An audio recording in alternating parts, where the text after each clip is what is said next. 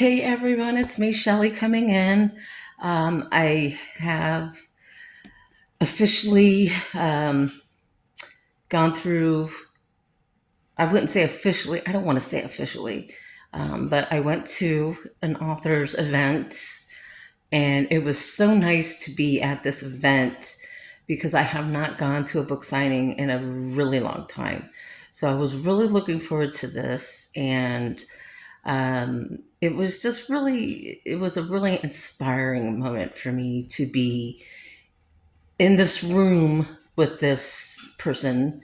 And but in generally speaking, my anxiety really got the best of me because of the amount of people in the venue.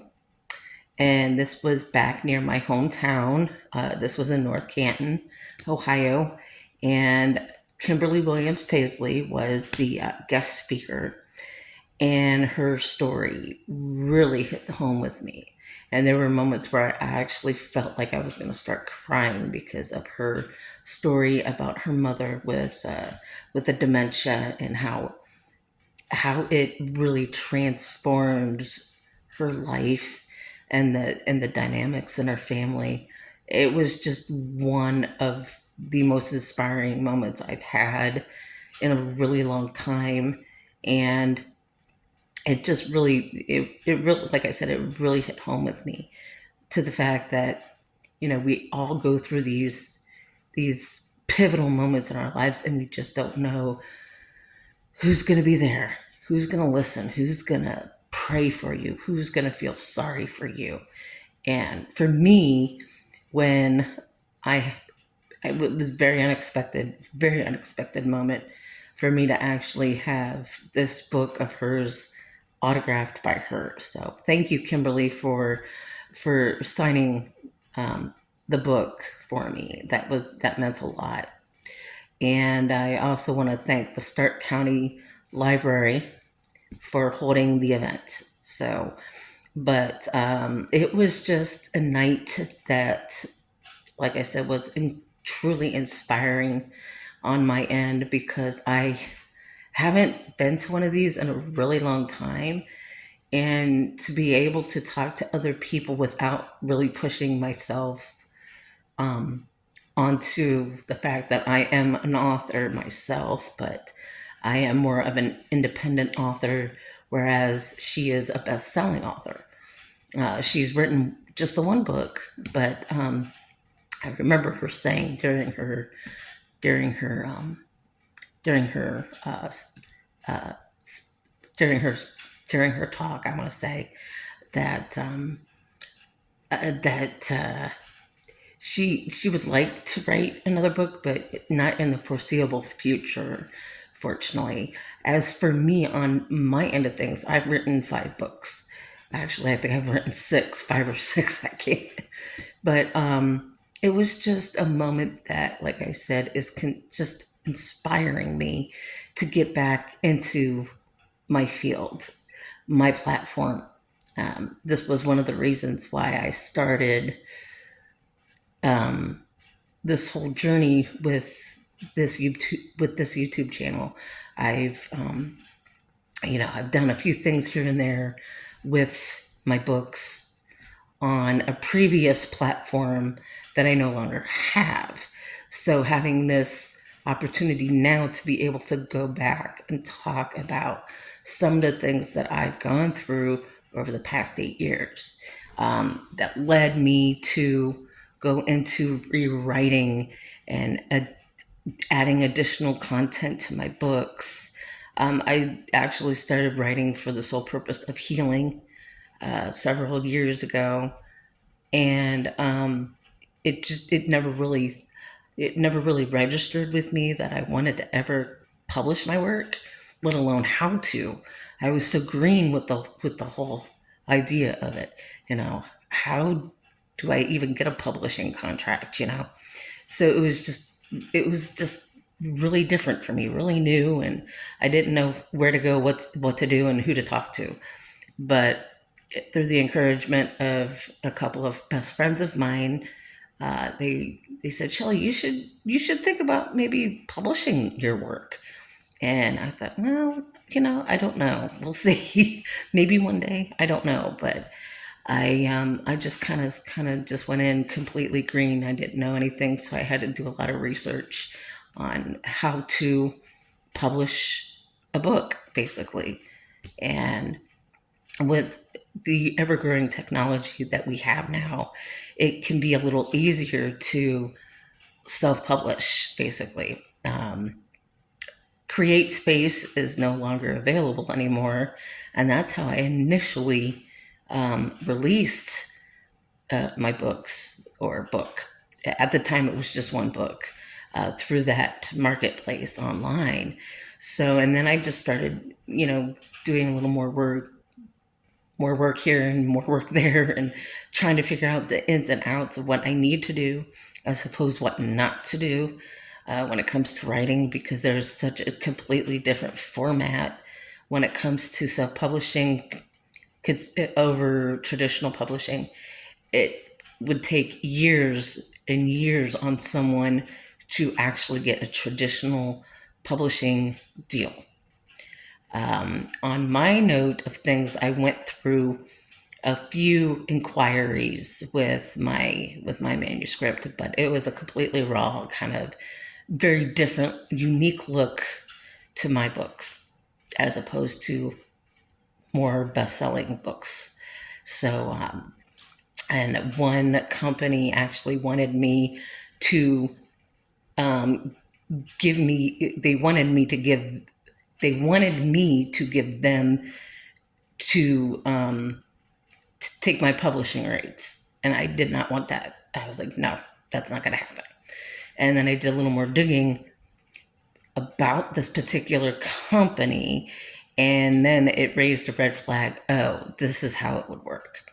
And so I completely disregarded the whole thing and just started doing things on my own, at my own pace, at my own level, and not rush into something. Because when I do something solely on the basis of anything that's going on around me, I take in everything that I do. So it comes out in my writing. I do a lot of poetry, I want to say self awareness, but a lot of, I want to say self talk, but maybe that's not what I want to use as self talk. I kind of talk in a third person kind of situation where I could be talking a particular topic or particular subject line, whereas opposed to, oh, this is what I'm going to say, or this is how I'm going to say it. I only say what I'm going to say, and I'm going to get my point across. So this is why I decided, okay, this might be foreseeable to do. So I, got myself hooked up with Amazon Kindle Direct Publishing. So that's when all of that came about too, and going through the process of, okay, you have to follow a certain guideline and policies through Kindle Direct Publishing on Amazon. So the whole process, it takes several hours to work on. You just can't slap a cover on it, put the manuscript in, and then bada boom, bada bing. There's much more behind the scenes than what you would initially think about self-publishing. But when it comes to certain events like the one I went to this evening, it's just nice to hear the story behind the book and knowing what the book is about before you even start reading it. So you basically have a general synopsis of what it's about. And it is about family. It is about hardship. It's about the challenges of, caretaking of a parent. And I relate to that extremely well. It's something I don't normally talk about. But if my mother was here, she would probably have a hairy connection. My mother was diagnosed with pancreatic cancer in 2017, and actually 2016, 2017-ish. And I know a lot about pancreatic cancer. It's not curable, it's incurable. And her cancer was just a huge life changing moment for me and my father. I was going through my own personal physical struggles at the time, and then work life basically. And it all came down to the fact that this is what I have to do now. And I had a hard time processing it too at the same time. And it just took a lot. It took a lot of mental toll on me. It took a huge toll on me mentally, because I was just going through so much physical challenges with my own health. But mentally speaking, I was thinking more along the lines, my mother is going to die. She's going to pass away when, I don't know. The lifespan for pancreatic cancer differs from person to person, but in most cases, it's a year and a half. And my mother passed away in 2018. So, and then a year after she passed, my father passed away. So I was left with a lot of questions. And who can I go to and talk to about this stuff? In the back of my mind, I knew who I could go to. And I credit my church for doing that. They put a lot of emphasis on helping me out. They did everything they could for me. They were there for me whenever I needed them. And they would pray for me. They would think about me. They would call me and check up on me. I had my best friend. She'd call and check up on me. I had another friend who would constantly check up with me, to the point where, okay, can I get out of bed today? Can I do what I need to do today? Kind of stuff. So, but if my parents were here, they would just like roll their eyes and say, you weren't supposed to do this. But I had an extremely difficult time with both of those passings. One was more unexpected than the other. So I went through a lot of stuff because of that. And at the time, I was going through a lot of other things that led to a lot of therapy and group therapies and one-on-ones with a psychiatrist as well as a psychologist. So I was going through a number of things, the grieving part, the mourning part already, going through everything you could think of over the sun. I was going through it. And it just, I didn't even think about writing at the time, but it kind of, in a way, led me to do some soul searching at the time. And when I did the soul searching, I realized this is what I need to do for me now. How can I take care of myself? How can I do this now? What do I need to change to make things better? Because I didn't. And I had to go to particular people to ask for help. And the people who I would go and normally go to and ask for help, they wanted, they're like, no, we can't do it right now. Or we have this going on, or we have that going on. We can't be there for you. So I always knew who I could go to when something would come up, that I would need some sort of assistance. So I knew that, and I felt that, and it was just, the moments were just mind blowing to me at times, but I was able to get through it. It was not easy. It was extremely difficult. So when I heard more about Kimberly Williams Paisley's story about her mother's dementia, how the family, that dynamic in the family, being the caretaker and learning all these things and going through that, it really hit home with me. So, but just being in this moment here, and talking about this in particular, talking about, some of the things that I've gone through personally, things that I've done over the years that have led me up to self-publishing, all these things kind of come back full circle for me. And that was this evening, that was tonight's event, that really led me back to where I belong, and that is being that voice and being able to express how I feel around people. I've always been that way. I've had a hard time expressing myself, hard time emotionally talking or venting when I needed to. So it all came out in my writing.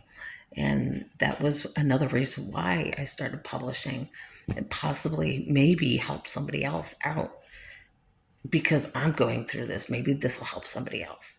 Maybe it's not something someone would typically read, because it is spoken like in a third person, poetry, just thoughts and journaling, and, certain aspects of it are a bit inspirational. Some of it is self talk or self love, the things of self expression and things that, not the normal book would have, basically. But if you would sit down and read like a memoir or a biography, autobiography, there are those elements in my books.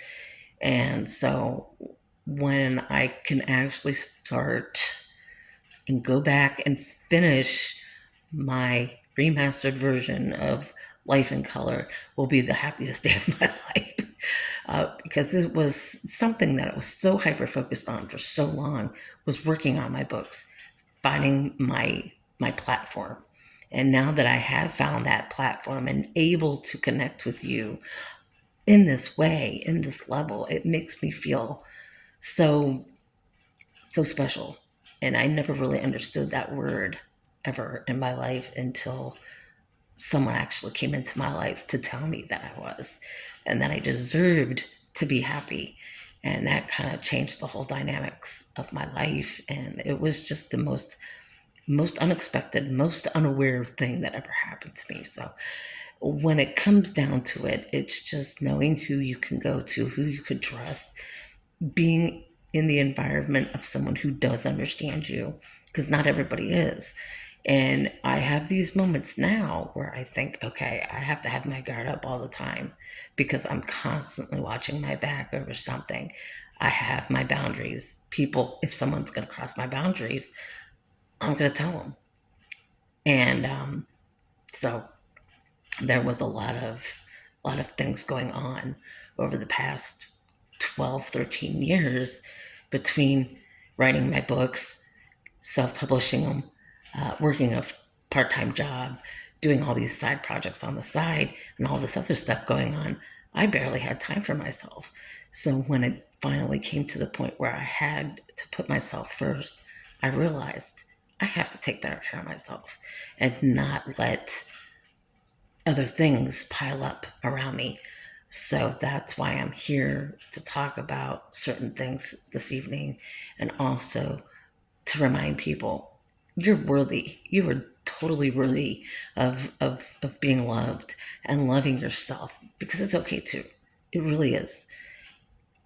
And at one time in my life, I didn't feel worthy enough. I had learned a lot on my own to find that self love again. It was so difficult from all the stuff that I have gone through over the past 8 years, let alone the past 15 years of my life. So I've seen a lot of things come and go and realizing where do I belong in this world. And honestly speaking, honestly speaking, if you're going to listen to this, I want you to be able to understand what I'm saying. You're going to find yourself in situations you don't ever think you're going to ever end up in. And I did. For for about a year and a half, I was homeless. I've never openly spoke about it, but I was homeless for almost a year and a half until I had relatives take me in. And these people were extremely instrumental in my life. If you're ever in a situation where you're going to find yourself in that position, I hope you're able to find someone who's going to help you out and have your back, because not everybody's going to have your back. So it's going to be hard. It's going to be difficult. And the way things are going in our world right now, I hope you never have to experience it, because it was extremely hard on me, extremely difficult. And I have to admit that I never thought I would ever end up in that situation. And now I'm here on the other side of things. So I know, I know how worthy I am to love myself and to feel loved and to be loved. That is the most important thing in the world, is having that. So this is where I am. And the next time that I come in, I'm going to have an updated video for people who have been following my vlog, Just a Woman. If you have questions, if you need to post something, post it below my video. And you're only going to ever see the vulnerable side of me, my straight, honest, unfiltered mouth on here. So if you ever think that oh boy, she knows what I'm talking about, she knows what she's going through this too, so feel free to post a comment. It's gonna be okay. We're gonna get through this, and I'm gonna help you get through it too. I'm not here to just talk about certain things. I'm here to talk about, oh, this person's going through this too. Maybe I can help them out the way I've been helped. So I'm hoping that you can find that. And hopefully I'll talk to everybody again soon.